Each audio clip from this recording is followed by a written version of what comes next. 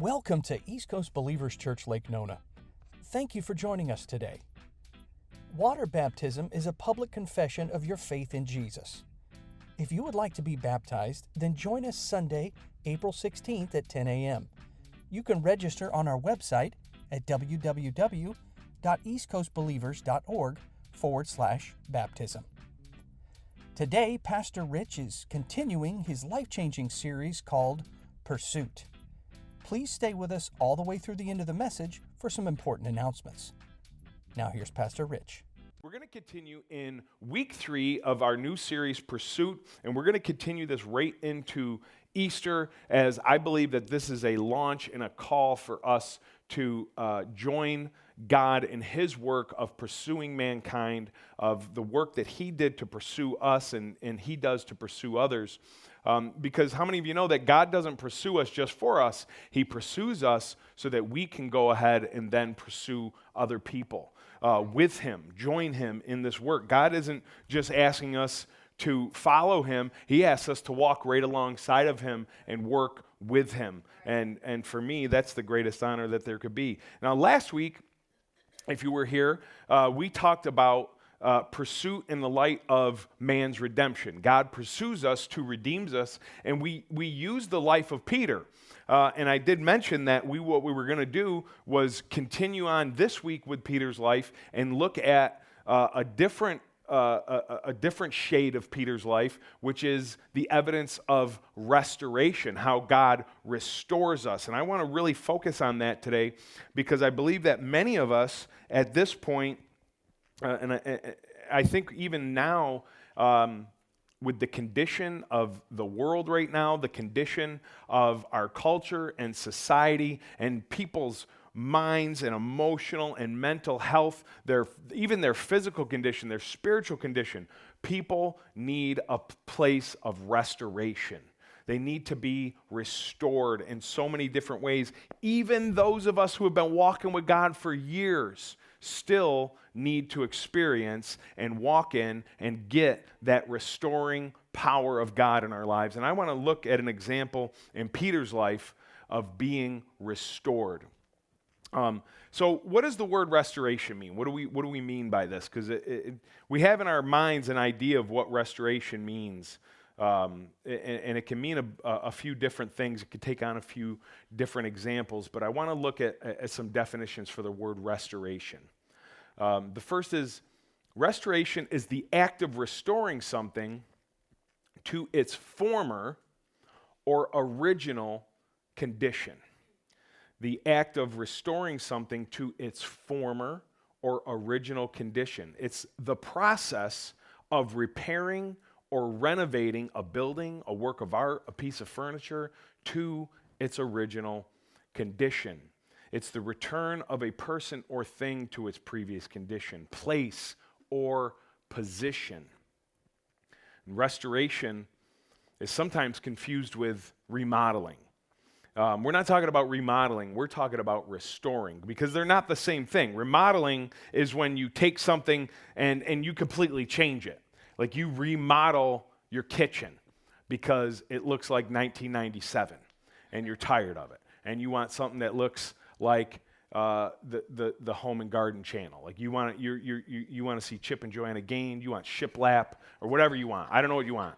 Whatever the new thing is. Like remember like early 2000s, everything was dark, right? Everybody had granite. It looked like a coffee shop, right? Everybody's kitchen. All the ladies know what I'm talking about. All the guys are like, I don't know. But it did, just trust me. And now, everything, black and white. Like, that's it. What colors you got? White. What else? Gray.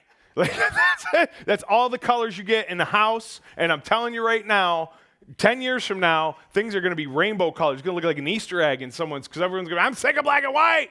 I want blue. I do get curious. I want to know, like, what's the next thing? Because it's coming. You know it. You know it's all coming. And those of you who got a white kitchen right now, just trust me, in 10 years, you're going to be like, I'm sick of this. I want something new. That's remodeling. But renovating or restoration, that's different.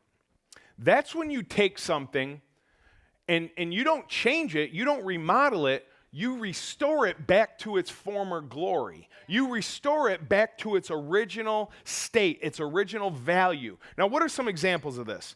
Well, many of us have seen, not so much in the Lake Nona area, because everything in Lake Nona is pretty much new, right? It's pretty much new. There's no, hey, this gas station is now a convenience store. Like this or this school is now a hospital. Like all the buildings are what they've been built to be. But if you go to some older cities, like where I'm from, Syracuse, New York, things get restored.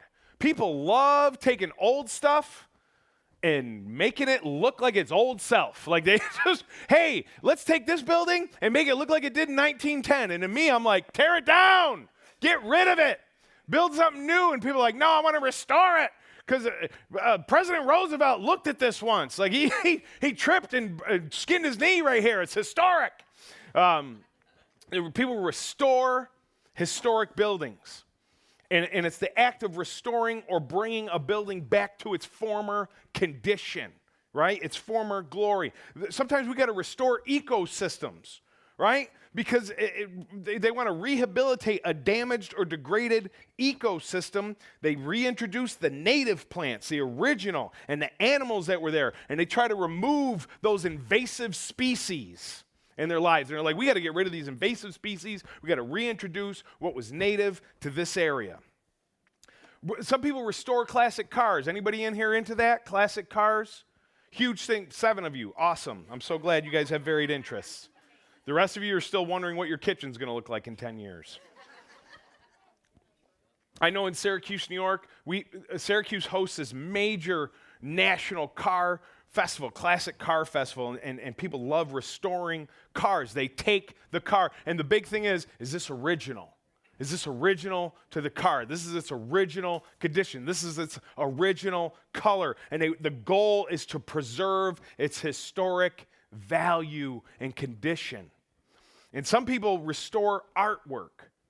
It involves cleaning and repairing damaged or deteriorated artwork. I saw, man, I wish I had a picture of this.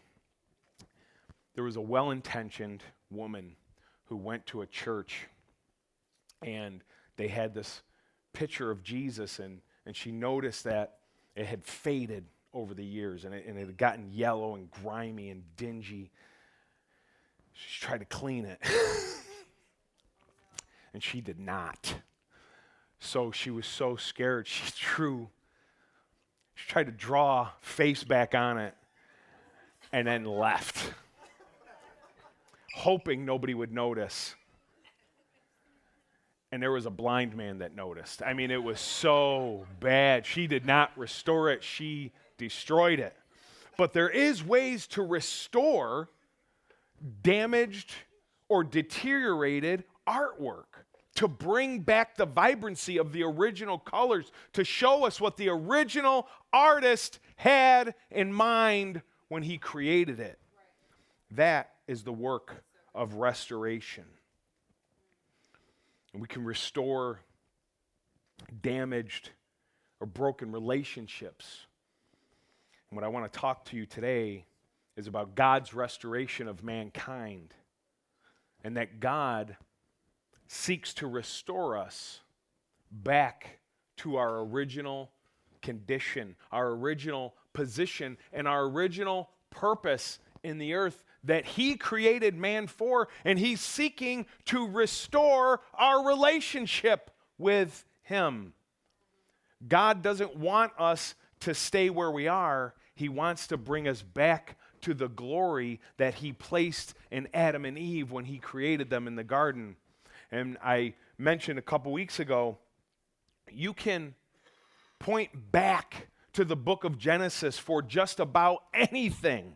You can point back to the creation and the fall of man with just about any issue you see in human existence. It's all right there.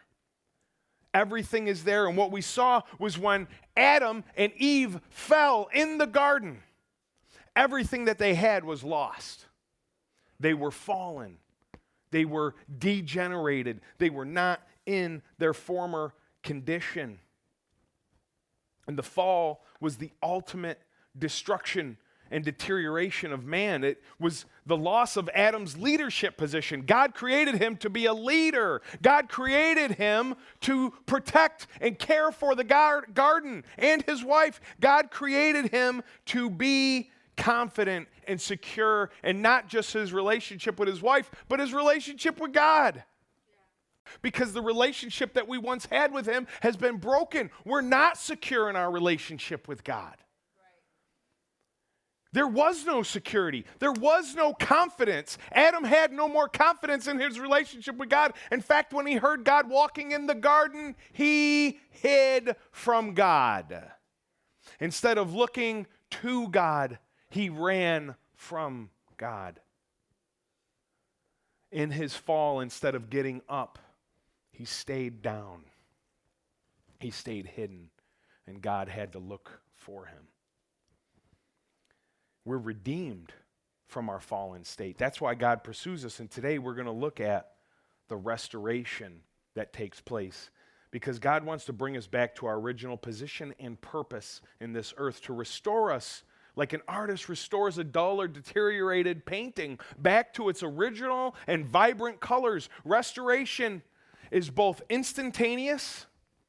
As soon as God pursues you, as soon as you put your faith in Jesus, as soon as you receive the full forgiveness of the sins that he won for us on the cross, you are instantaneously restored. But also, it's a lifetime process. It's instantaneous and it's a process. Say instantaneous, and a process. Now the rest of you. Instantaneous. And a process. Both at the same time. God is working in our lives and has worked in our lives. And I would venture to say, if I was a betting man, that every one of us in here has experienced both, where we both feel like we've been restored back to some condition we weren't in before we met Jesus, before we knew God. But then also at the same time, we can see in our lives where we need continuing restoration, where there's a lack somewhere. There's something in us that isn't quite lining up with what we know should be. I say this all the time because I think it all the time. We all know something ain't right.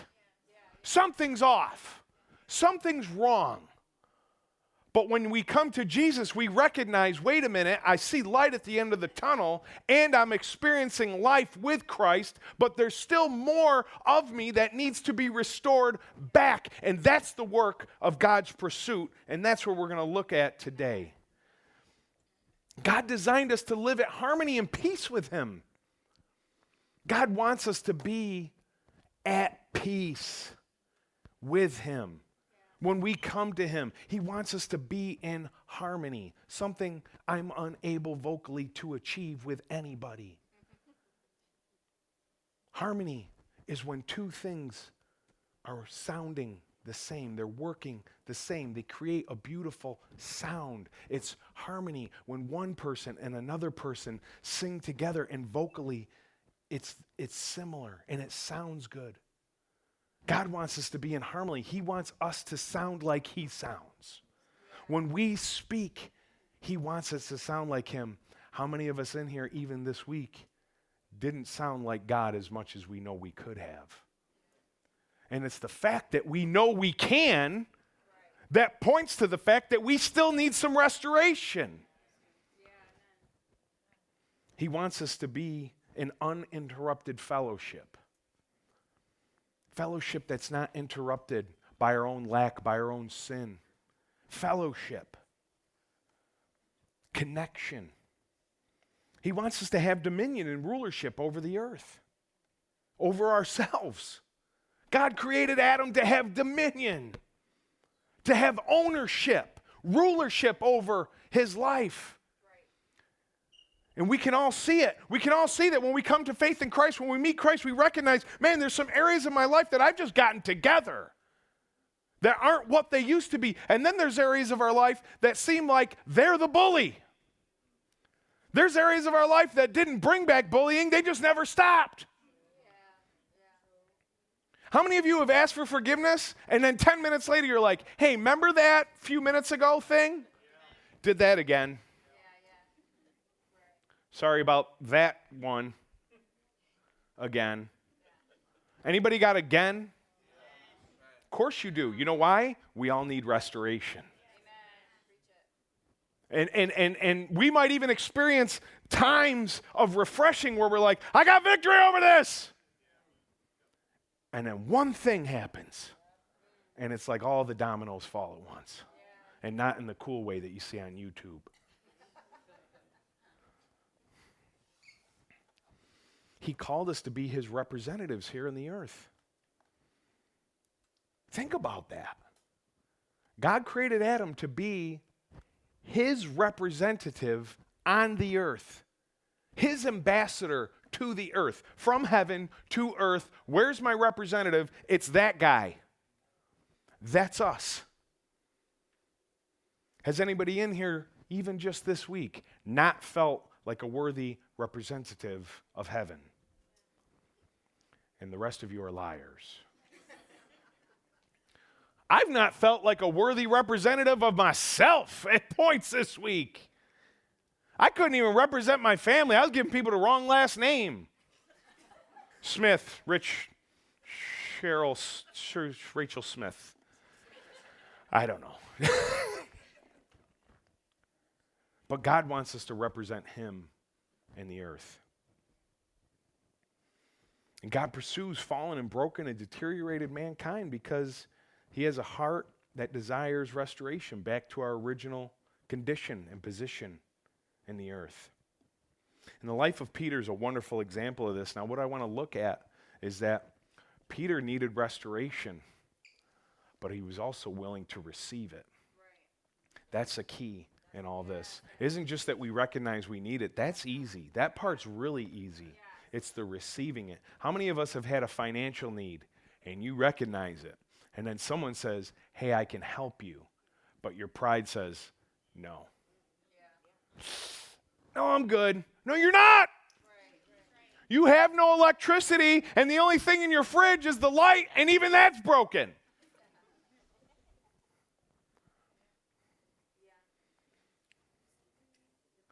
It's hard to receive.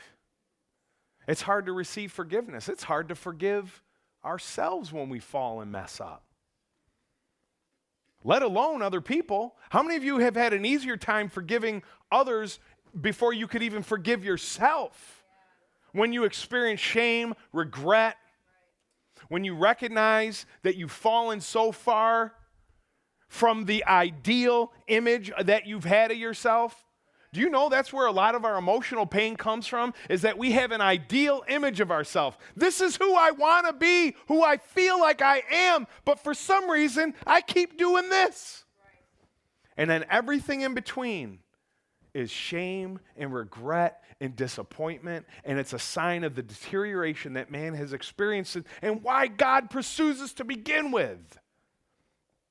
And I think the Apostle Peter is the perfect example of a life marked by restoration. Now, if you would, turn with me to Matthew 26, verse 31 through 35. And this is Jesus speaking to all the disciples before his crucifixion. And Peter has a moment. He has a Peter moment. You have your own moments in life. We all have our own moments. I have rich moments. I have Rich Longden sayings. I have Rich Longden experiences. You ever been full-blown you and you ain't proud of it? Anybody? Full-blown you. And you know that person. You know what you're walking in. You recognize, you're like, oh, there they are. And you just can't get them, you can't rein them back. Even when you recognize, like, I'm messing up. I'm doing it again. Here it is. It's me. Hi. I'm the problem. It's me. Me again. Like Ned Flanders. Howdy ho, neighbor, but you're talking to you. You're back. Peter's having one of these moments. And Jesus is addressing all his disciples, and he says this in verse 31, right before his crucifixion. Bad enough Jesus got stuff on his mind right here. And Peter's got a full-blown Peter moment. Jesus says this, all of you will be made to stumble because of me this night. For it is written, I will strike the shepherd, and the sheep of the flock will be scattered. But after I have been raised, listen, this part's key. After I have been raised, I will go before you to Galilee. Remember that part. Put a little pin, little bookmark in that one, okay? After I have been raised, I will go before you to Galilee. He's telling them the future. Sorry. Peter answered and said to him, even if all are made to stumble because of you, I will never be made to stumble. I'm the one. I'm the greatest. These guys here, chump change compared to me. I am grade A apostle material. And Jesus, I think we both know it. Jesus said to him, assuredly. This is Jesus going, but for real. Assuredly, I say to you, this night, before the rooster crows, you will deny me 3 times. Jesus just told them everyone's going to stumble. You're all about to fall. You're all going to scatter. You're all going to leave me. I already know it's coming. I'm not even disappointed. I'm just letting you know this is what's going to happen, and I already know. Save yourself the grief. After I come back to life, I'll meet y'all in Galilee. This is literally what he's saying. Do you see it? Hey, you're all going to abandon me. Thanks for nothing. But I forgive you already. I already know it's coming. I ain't even hurt by it. Love y'all. See you in Galilee when I come back to life. Peter, not me. Well, thanks for the prophecy and all, but I mean, did you see the water thing? Because that was pretty cool what I did. Surely I say to you, this night you will deny me 3 times before the rooster crows. And Peter said to him, even if I have to die with you, I will not deny you. And so said all the disciples. Yeah, oh yeah. No, yeah, I'm that too. Me too on that. Peter's like, Jesus, I'm your ride or die, man. I'm your wingman. I got you. Peter's speaking from his fallen and broken nature. Even before becoming a disciple and a follower of Jesus, he's responding to Jesus from this place of personal pride and self-confidence and even judgment of others. Now, I know some of you might be saying, it's okay to have pride and self-confidence. I'm not telling you not to be proud of stuff. I'm not telling you not to be self-confident, but you don't come to Jesus with your own self-confidence. And Peter's arguing with Jesus. He told him twice, no, you're going to fall. Not me. Not me. God, I will never do this again. You ever try to not sin or not mess up like you try to squeeze it out? Like you getting water from a rag, you're like, don't say it. Don't say it. You ever have teeth marks in your knuckle? Anybody? Am I the only one that's, you have to insert your tooth into your finger so that words don't come out of your mouth. Just me. That's fine. I'm going to be looking at all your index fingers after service. If you see one notch of flesh out, you're a liar. He completely ignores Jesus Christ. How many of you know ignoring God keeps us stuck in the process. Ignoring God keeps us stuck in that place of restoration. It keeps us stuck when we ignore what God's telling us to do. When God tells us, listen, I already know what you are. That's why I'm here to restore you. Don't tell me what you're going to do. Just let me do it in you. Don't ignore me. Walk with me. Don't argue with me. Follow me. That's all Jesus was asking for. You guys are going to fall, and after you do, I'll meet you in Galilee. Just follow me. Matthew 26, 69 through 75. This is Peter in action, right? This is him acting on what he just said he was going to do. Are you ready? When the pressure gets on, let's see how Peter responds. And I think it's a great image of the rest of us. Ready? 69 says this. Now Peter sat outside the courtyard. They've arrested Jesus. All the disciples have scattered, but Peter's still trying to keep his word. He's like, man, I said I'd ride or die, man. That's my boy. That's my man right there. I can't abandon him. I can't turn my back on him. So I'm just going to stand out here by the fire. Just keep an eye on him. Trying to keep his word. He's doing the best he can to keep his word. Now Peter sat outside the courtyard, and a servant girl came to him saying, you were with Jesus, weren't you? But he denied it before them all, saying, I don't know what you're talking about. I don't know what you're saying. Who? Who'd you say? Jose? What's his name? What? Who's it? I know a Jesse. And when he had gone out to the gateway, another girl saw him and said to those who were there, these fellows over here were with Jesus of Nazareth. But again he denied with an oath, saying, I don't know the man. And a little later, those who stood by came up to Peter.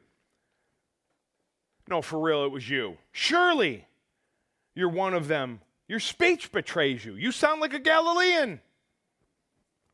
Then he began to curse and swear, saying, I don't know the man. And immediately a rooster crowed, and Peter remembered the word of Jesus, who said to him, before the rooster crows, you will deny me 3 times. Listen, so he went out and wept bitterly. That word curse, it's a combination of multiple Greek words. It's the Greek word kataama thematizo. Kataama thematizo. Now, you don't have to know or remember that. You just need the definition. And it means to call down curses on one's self.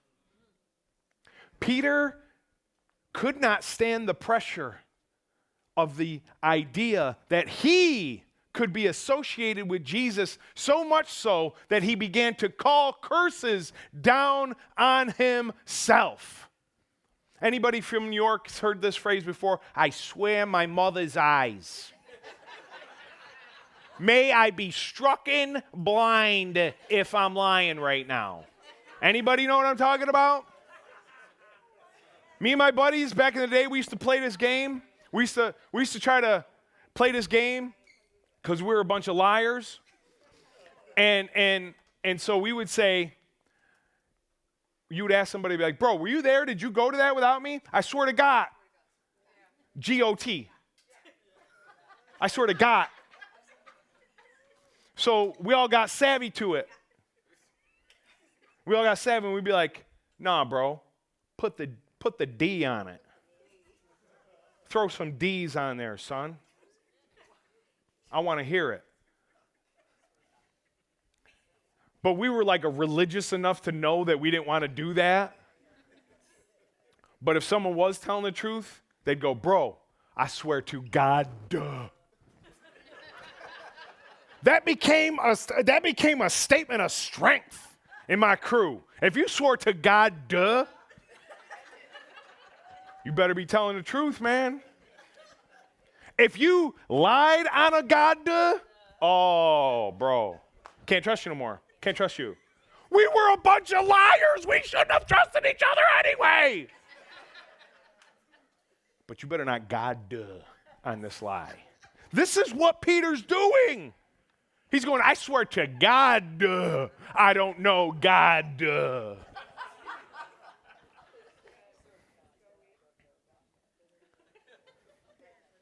Listen, we can laugh at Peter. It's easy. And he began to swear in a firm oath. I swear to God I don't know him. May I be struck down with a clubbed foot. Throwing curses on himself. Swearing that he don't know him. And then he hears that rooster.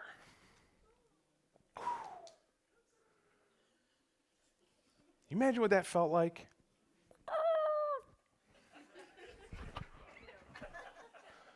I swear to. Imagine the pain. Imagine the shame, the defeat, the deterioration of that man's heart. Because here's the truth of it. He loved Jesus. He loved Jesus. He gave up everything to follow Jesus. He loves Jesus. But he fell. He failed. Just give me a minute, Joey.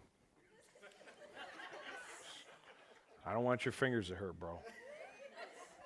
We ain't there yet, my friend. He had a complete lack of self-awareness just how far from God's original design he was when he made that proudful boast. I will never turn my back on you. We have all, at one way, shape, or form, turned our back on Jesus. And we might not have needed to be restored. We've fallen from a place of walking close to God and just fallen off the ledge. All of us have at one point in time in our life. Our love for Jesus was true, real, actual. And we fell. I'm telling you, Adam loved God.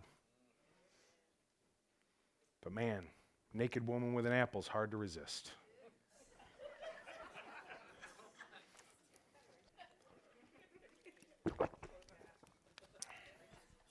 I'm just saying.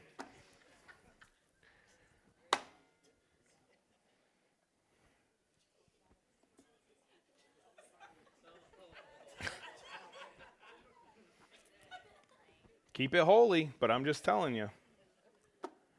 Luke 22:31 through 34 gives us a little more detail. Luke 22:31 through 34. It gives us the same story, but it gives us a little more detail when Jesus says, Simon, Simon, indeed, Satan has asked for you, that he may sift you as wheat. This is the same incident, but written from a different perspective, a different writer. Satan has asked to sift you. He's made a request for you. And I want you to know right now, Satan is up in heaven making requests for you. I want to sift that person. I want when he talks about sifting like wheat, they'd have a basket. They'd throw the wheat up in the air, and the stuff that was worthless would waft off, and the thing that was valuable would rest back in the basket because it was weightier, it was heavier. And Satan said to Jesus, I want to sift Peter. I want to see what he's made of when the pressure comes. When the pressure's on, I want to see what that fool's made of. Because I bet you he's not as good as you think he is. He's not as good as he thinks he is. And I'm going to shake his whole life up. Let me toss him around for a little while and let's see what comes out. When he hits the ground, after I jack him up, let me see what he does. Give me a chance. Look what Jesus says. Satan has requested to sift you like wheat. You got to get this. You have to get this part. Verse 32. But I have prayed for you that your faith shall not fail. And when you have returned to me, go strengthen your brethren. Satan's requested to sift you, and he is going to sift you. He is going to toss you around in the air, and whatever lands on the ground, That's what's left over. That's what you are. And when you see what you are without me, when you see what you are when you don't follow me, when you see what you are when you hit the ground after a fall, I prayed for you. Not that you wouldn't fail. You're going to fail. We're all going to fail. We all fail. We all mess up. We all trip up. We all fall down like London Bridge. We all fail. Jesus didn't pray that Peter wouldn't fail. He says, I pray that your faith wouldn't fail. What's his faith? His faith is his trust in Jesus. Peter, I pray after you fall that you get back up and you keep looking to me. You keep trusting me. I pray that your faith shouldn't fail. Your trust and your hope and your faith in me won't fail. And when you return, he's calling the future out again. After you fall, after you walk away in shame and disgust in yourself, after you crap all over yourself, after the devil jacks you up like Rocky in a side of beef. Rocky 1. After all that takes place, I'm praying your faith doesn't fail. Come back to me. You're going to fall, but come back. And when you come back,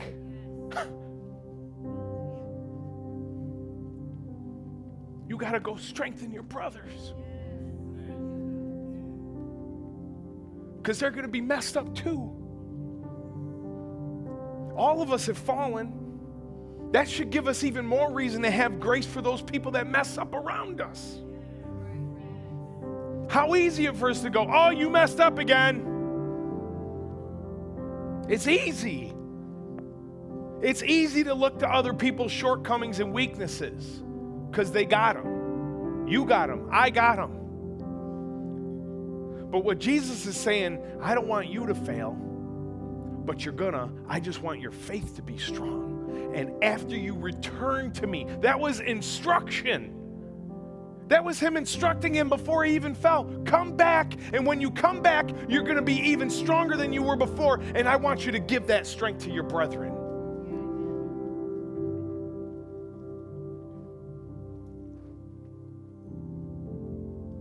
Luke's account of Peter's denial as he stood by the fire is a little different than the other ones, and I need you to see this part. He denies him. And the last time in verse 60, 22 verse 60 says this, but Peter said, man, I don't know what you're saying. I don't know this man. And it says immediately while he was speaking, listen to me, the rooster crowed, and the Lord turned and looked at Peter. Luke's the only one that has this portion of this event in the gospel. Jesus is there. Jesus heard the whole thing.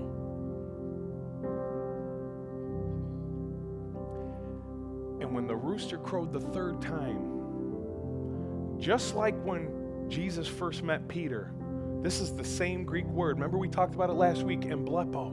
When Jesus looked into Peter and saw Peter, and he said, your name is Simon, son of Jonah, but you shall be Peter. You shall be called a stone. At this point in time, he looked at Peter. He made eye contact with Peter when that third rooster crowed.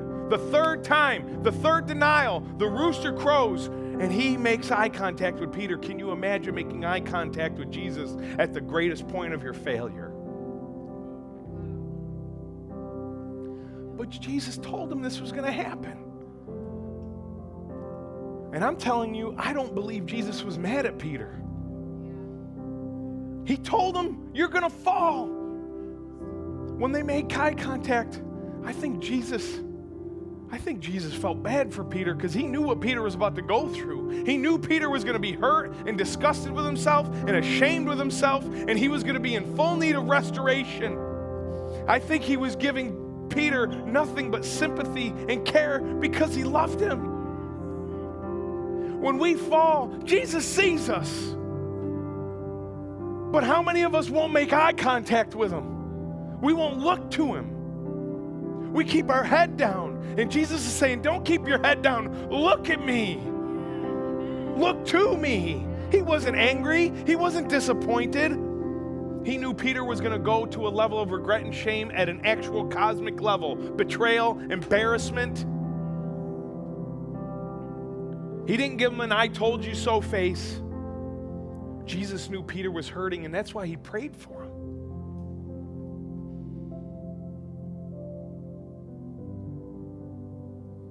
So right now, who's being sifted? Simon, son of Jonah, and Peter the stone. Satan's sifting. He's sifting, going, how much of Simon's left? How much of Peter's in there?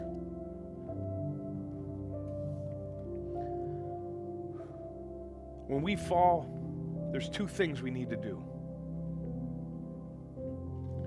When we fall, it's easy just to land hard and stay there. Avoid the gaze of God. Avoid looking up to Jesus. But I'm here to tell you, when you fall, number one, get up. Get up and keep moving forward. The worst thing you can do, I'm not telling you you can't assess your wounds. I'm not telling you you can't do what we all do when we skin our knee. I don't know why that's the sound. It's a universal sound for a skin knee. Ready?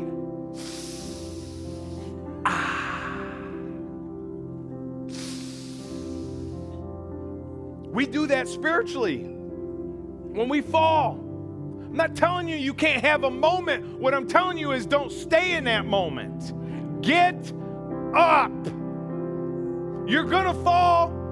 You might as well know it in advance. Jesus told Peter in advance, you're gonna fall, but I pray that your faith would be strengthened. And after you fall, get up, come follow me, and when you return, strengthen your brothers. Number two, look up, not inward. Look up. When we look inward, you know what we hear? You're worthless. You mess up. You're not good at this. Stop trying to follow God. You're broken. You're weak. Maybe that's just my internal monologue. But I venture to say we all have something similar. Similar. It just sounds like you. If it sounds like me, I apologize for bullying you in middle school. Look up, not inward. Don't listen to the lies of the enemy. Don't listen to the narrative that he's crafted for you to tell you to stay down. Look up. Look to Jesus, the author and the finisher of our faith. Don't stay down. Take your eyes off yourself and put them on Jesus. Listen, all the disciples fell. Peter and Judas both fell. Judas betrayed Jesus, sold him. Peter totally denied, he knew Jesus. Both men totally denied Jesus, totally turned their back on Jesus. But Judas went inward and ended his own life because he couldn't take the pain and the shame. Peter did the opposite. He kept moving forward. I want to get to this last part, the Gospel of John. The Gospel of John's the only account that we see of Jesus restoring Peter, of Jesus doing what he said he was going to do. And the other accounts, when he said to him, hey, after you guys all turn your back on me and mess up, I'll meet y'all in Galilee. Come back. Verse 21, Gospel of John says this: after these things, Jesus showed himself again to the disciples at the Sea of Tiberias. And in this way, he showed himself, Simon Peter. See, he's still going back and forth. I don't know if I'm Simon and I don't know if I'm Peter. I don't know if I'm this broken man or I don't know if I'm God's stone. I don't know who I am. I'm in between. I don't know. I'm in the process of restoration. I don't know what person I want to be. I don't know if I want to be the man I've always been or be the man that God sees me as becoming. He's in between Simon Peter and Thomas, called the twin, Nathanael of Cana in Galilee, the sons of Zebedee, and the two other disciples who were with him. They're all together, and Peter says, I'm going fishing. look, we failed. Jesus is dead. This whole movement we've been on for 3 years, this whole Christianity thing, it failed. It failed. I'm going back to what I know to do. I don't know how to be a follower of Jesus, but I know how to fish. I've said this many times. I was an electrician for 15 years. And when I first became a pastor, I was like, man, I don't know how to do this, but I know how to do electrical work. And there was times inside of me that everything inside me was screaming like, go back to electrical work. You're not good at this. And I had a decision to make. Do I just keep moving forward and following Jesus, or do I go back to what I've always known? And we all have a decision to make. Are we going to go back and just keep doing the same thing that brings us the failure, the shame, and the disgust in ourselves? Or are we going to finally get up and look to Jesus and say, I'm going to follow you no matter where it takes me, no matter what it looks like. I want to be restored back to the condition of Adam. And as they're in the water fishing, they see a man on the shore. And the man says to them, cast the net on the right side and you'll find some fish. So they do, and they recognize, they go, that's Jesus. He did what he said. He met them in Galilee. And Jesus says to them, come on, come bring them fish and come eat with me. Now imagine, you're Peter. The last encounter you had with Jesus was making eye contact with him when you fell. And here he is. What do you think Peter felt? Now listen to me. Peter was such a good leader. He was so anointed to lead that when he said, I'm going fishing, all the other guys said, we're going with you. We're coming too. We'll go with you. And Jesus shows up, and look what he does in front of the other disciples. He does it in front of the other disciples. Watch. So when they had eaten, Jesus said to, look, Simon Peter. He's still in the process. Simon, son of Jonah, do you love me more than these guys love me? Do you love me more than them? What did Peter say to him? Lord, if these guys abandon you, I won't. Simon, do you love me more than these guys love me? Yes, Lord, you know that I love you. Then feed my lambs. That's what Peter would do. He said to him a second time, Simon, son of Jonah, do you love me? And he said to him, yes, Lord, you know I love you. He said, then tend to my sheep. He said to him a third time, Simon, son of Jonah, do you love me? And Peter was grieved and said to him a third time, why do you say to me a third time, do you love me? And he said to him, Lord, you know all things. You know that I love you. And feed my sheep. And in that moment, he restores Peter to his position of leadership. He restores him back to confidence and security in his relationship with God. He restores his purpose. Everything Adam lost in the garden, Jesus restores in Peter in this moment, just as he said he would. And Peter's assignment at that point was then to what? Go and strengthen his brothers. He came back to the Lord. Now he has to go and strengthen his brothers. Satan sifted him. And we see one of the last things the Apostle Peter ever wrote in his book, 1 Peter, verse 5 and 10 says this. May the God of all grace, this is the words of a restored man. This is the words of Peter, not Simon. This is what was left in the basket when Satan sifted him. Ready? May the God of all grace, who called us to his eternal glory by Christ Jesus, after you have suffered a while, may he perfect, establish, strengthen, and settle you. Jesus told Peter to strengthen his brothers.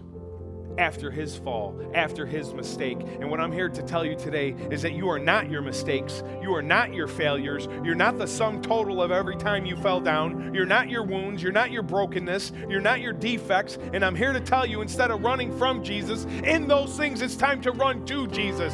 Don't keep your head down. Keep your head up. Look to Jesus, the author, the finisher of our faith, because he's the one in Psalm 23:3 who says this: I will restore your soul. He restores our broken and fallen souls. Not back to your original condition in your fallen state, back to Adam's original condition in the state of greatness. No matter how hard Satan kicks you when you're down, no matter what narrative's running through your brain when you mess up, you got to take the lesson, the example of Peter's life. Don't look inward, look up. Don't run from God, run to God. You are a work in progress. You are a restoration in process. Don't quit because you fell and got sifted by the enemy.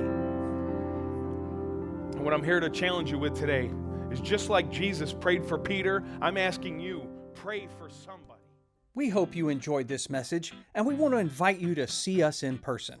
Service starts at 10 a.m. every Sunday at 12253 Lake Nona Gateway Road inside Village Park Elementary School. For more details about times and location, please visit our website at www.eastcoastbelievers.org.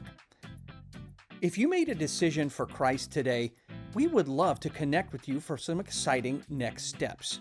Please text EC Saved to 94,000 so we can connect with you and help you with your next exciting steps. Thank you for joining us today, and welcome home.